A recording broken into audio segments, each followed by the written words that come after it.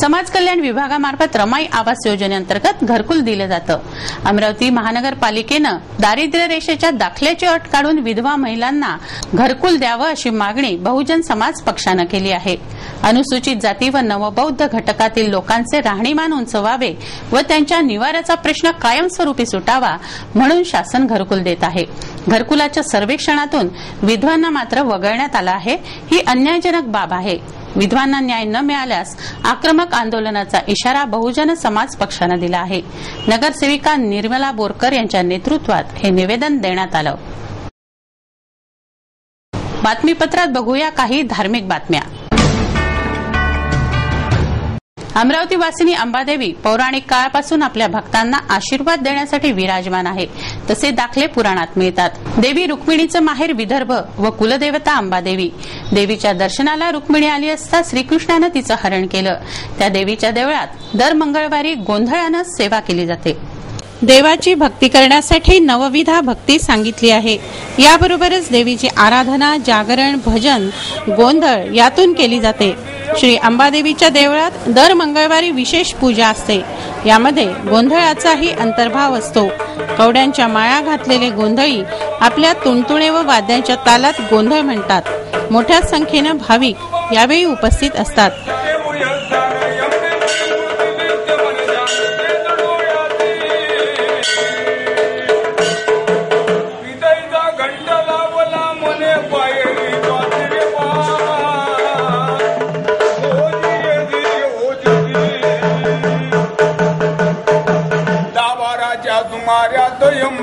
आली आसनावरत अरे जन लोक रे सोन वाईटला म्हणे दसऱ्या कारण रे बा।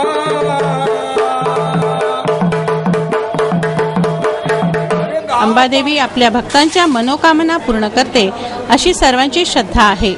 भगवान श्रीकृष्णाने रुक्मिणीला वरदान मागण्यास सांगितले असता माझ्या माहेरावर कधीही नैसर्गिक आपत्ती येऊ नये, सुजला सुफला असे माझे माहेर असावे असं वरदान त्यावेळी रुक्मिणीने मागितले। त्यामुळेच विदर्भ संपन्न असावा। एक नजर बातमीपत्रातील अन्य महत्त्वाच्या घटनांवर। डफरींमध्ये भरती झालेल्या महिलांवर अत्याचार होत असून त्यांना अश्लील शिवीगाळ होत असल्याच्या तक्रारी आल्या। याबाबत इंडियन सोशल फ्रंटनं जिल्हाधिकाऱ्यांना निवेदन देऊन कारवाईची मागणी केली आहे। मगरूर डॉक्टरांवर कठोर कारवाई करून त्यांना निलंबित करण्याची मागणी इंडियन सोशल फ्रंटनं केली आहे।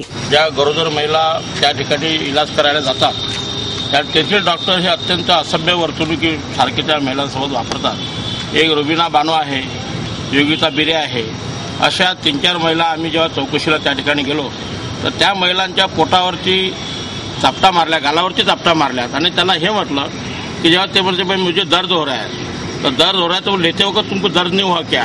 इसल्या प्रकारची अश्लील भाषा वापरणे हा महिलेचा एक प्रकारचा विनयभंग आहे। असल्या डॉक्टरवर ज्या 5 तारखेला ज्या डॉक्टरने अबॉर्शन केलं त्या डॉक्टरवरती विनयभंगाची कारवाई करून त्याला तातडीनं निलंबित करावं, अटक करावं अशी इंडियन सोशल फ्रंटच्या वतीनं आमची मागणी आहे।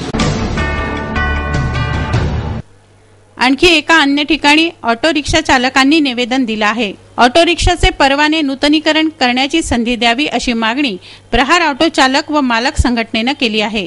याबाबत प्रादेशिक परिवहन अधिकाऱ्यांना निवेदन देण्यात आलं। परवान्याचं नूतनीकरण न झाल्यास ऑटो चालकांचे उदरनिर्वाहाचं साधन नाहीसं होईल, तेव्हा ही संधी द्यावी असं संघटनेचं म्हणणं आहे। वनसंपदेबरोबर प्राणीसंपदेचाही ऱ्हास होतो आहे। याचं जतन करणं गरजेचं आहे। या हेतूनं निसर्गप्रेमींनी जखमी नीलगाईला वडाळी फॉरेस्ट ऑफिसमध्ये पोहोचवलं। शेतात स्वच्छंदपणे फिरणाऱ्या या नीलगाईवर कुत्र्यांनी हल्ला केल्यानं ती जखमी झाली। कार्स संघटनेचे राघवेंद्र नांदणे व कार्यकर्त्यांनी नीलगाईला वाचवण्यासाठी प्रयत्न केले। फॉरेस्ट ऑफिसमध्ये त्या गाईला आणले गेले, मात्र तिथे नेल्यावर ही नीलगाय 3 तासपर्यंत उपचाराविना होती, हे उल्लेखनीय। माहेश्वरी पंचायत अमरावतीच्या वतीनं महेश नवमीनिमित्त धार्मिक कार्यक्रमांचं आयोजन करण्यात आलं। मंगळवारी महेश नवमीनिमित्त शोभायात्रा काढण्यात आली। शोभायात्रेत शिवाजी महाराज, झाशीची राणी, पुण्यश्लोक अहिल्याबाई होळकर, मावळे, राजे महाराजे होते। बालकांनी या विविध वेशभूषा धारण केल्या होत्या व घोड्यावर विराजमान होते. रथामध्ये श्रीकृष्ण भगवान व श्रीमद भागवत आरूढ होते, तर आचार्यजीही यामध्ये होते. भक्तांनी हा जगन्नाथाचा रथ ओढला. मोठ्या संख्येनं समाज बांधव शोभायात्रेत सहभागी होते.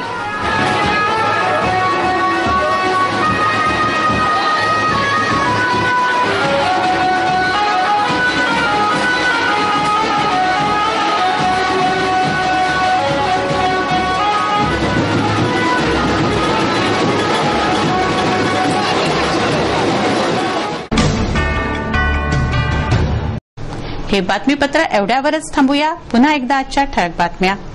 इंडिकेच्या धडकेनं महिला जागीच ठार. जीव गेल्यावर मनपाला आली जाग. अतिक्रमण हटवण्याचे मनपाचे आदेश. चलनी नोटांचा होणार कायापालट. प्रायोगिक तत्वावर येणार प्लास्टिकच्या नोटा. वॉर्डा परत येणार हायड्रोलिक ऑटो. सांस्कृतिक भवन घोटाळ्याची चौकशी मात्र 3 महिने लांबणीवर. विधवा महिलांना घरकुल मिळावे बसपाची मागणी. आणि उपचाराविना तडफडते नीलगाय. कुत्र्यांच्या हल्ल्यात नीलगाय जखमी. वेळ झाली आहे आपली रजा घेण्याची. आपणास काही माहिती द्यायची झाल्यास वा काही सुचवायचे असेल तर आमच्याशी थेट संपर्क करा. आमचा पत्ता आहे सिटी न्यूज कार्यालय, धनराज लेन, सक्कर 7, अमरावती. आमचा फोन नंबर आहे 257032 आणि वेबसाईट पत्ता आहे www.citynews.net. अचूक, सडेतोड आणि निर्भीड बातम्यांसाठी बघत रहा फक्त सिटी न्यूज. नमस्कार. इस दिन का सबसे सुहाना पल कौन सा है, क्या कहता है घर आ जाओ. इंडिया बुल्स होम लोन्स, घर आ जाओ.